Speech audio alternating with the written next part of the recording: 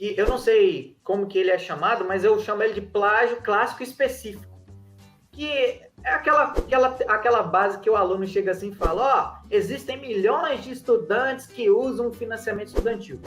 Só que ele usou esses milhões de estudantes, ele quis dizer que tinha muitos, mas é um dado que você está colocando num trabalho científico. Então, ele é passivo de uma certificação, de um embasamento. Então, é você usar uma informação sem fonte e não foi pesquisado pelo autor. Então, isso aí, que existem milhões de estudantes, não tem dado em lugar nenhum. E ele colocou só pela imaginação dele. Então, o autor imaginou a quantidade e aí colocou lá sem se basear em nenhuma fonte.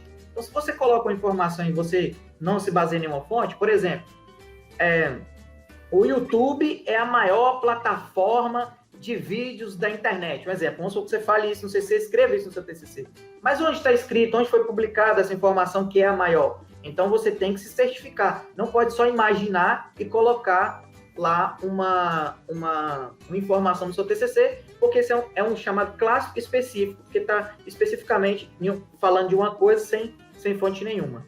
Você tem alguma coisa? Às vezes até, por exemplo, eu já vi o seguinte, tem lá um dado, tipo, 70% das mulheres sofrem violência, violência em casa, digamos assim, domiciliar, né? E aí, assim, na hora, não aparece muito bem.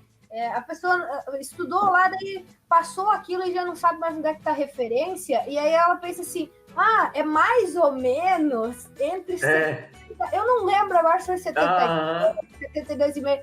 Então eu vou colocar, sei lá, 75. Vamos fazer uma variável aqui.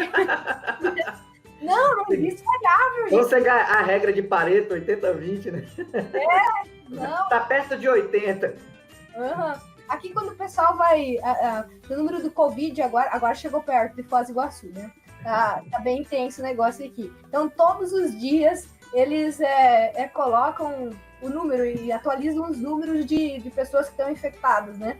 E eu acho muito engraçado, eu gosto de seguir esses números que eles colocam, porque eles já se perderam tanto que fazem variáveis, assim. no jornal fazendo variáveis. É muito engraçado. Como que eles podem fazer uma coisa dessas? A Andréia está perguntando, mas como que eles vão saber que é plágio? O orientador, ele sabe disso, tá? Ele é muito bem instruído, ele estudou isso. Então, quando ele perceber que você escreveu lá um texto, né? Igual existem milhões, ou a violência doméstica tem aumentado mais do que o dobro do ano passado. Um exemplo, vamos supor que você fala isso. Aí ele já vai... Peraí, de onde você tirou isso?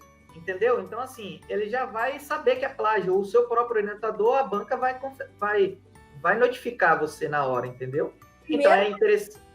Primeiro porque, Douglas, assim, como que eles sabem? A primeira coisa que o orientador de banca de mestrado, de doutorado, eu falo desses que eu tenho um pouco mais de conhecimento, né? Pegam, eles são muito rigorosos nisso, eles vão lá nas referências e pesquisam referência por referência. Então, para ver, eles pesquisam realmente, porque assim, quando você vai numa banca, os orientadores eles precisam ser muito rigorosos, porque eles colocam a cara deles à tapa. Por exemplo, assim, eu fiz a minha dissertação e ela vai ficar lá dentro do mostruário da universidade, e isso está aberto para todas as pessoas. E aí eu coloquei um dado, digamos, uma variável aí, né? Eu coloquei uma variável ali. E de repente alguém pega o meu trabalho e aí ele fala assim, meu Deus, mas isso não está batendo essa variável. Ela errou aqui. E aí ele vai ver quem foram os orientadores da banca, porque lá no começo tem uma página onde aparece o nome dos orientadores e da banca. E ele vai falar assim, caramba, como esse orientador, que é tão... tem um nome, Azelar, né? Ele tem um nome tão... como é que eu posso explicar?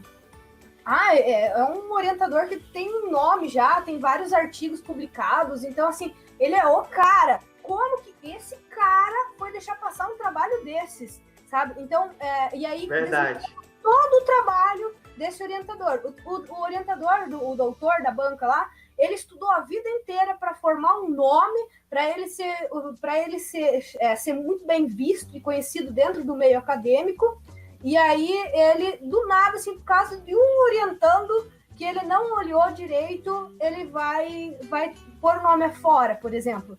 Então, eles são muito rigorosos, porque eles trabalharam a vida inteira para ter um nome a zelar, para chegar lá e falar assim, cara, esse orientador aí é fera, esse cara aí, esse doutor é fera. Então, jamais eu, como orientadora, vou querer colocar o meu nome no lixo por causa de um orientando. Então, eu vou lá, eu olho tudo, minimamente, sabe? Ontem nós falamos de algo, por exemplo, como o orientador faz a verificação, né? Ele faz a triagem. Essa triagem é o início. Quando você está começando, faça lá a triagem e vai vendo, como você já tem experiência, olha por cima e... beleza, aqui tem um erro, você manda pro orientando, né? Ó, vai fazer. Quando chega na banca, quando é o pra valer, né?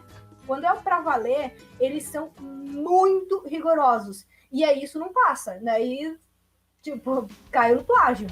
E manda de volta.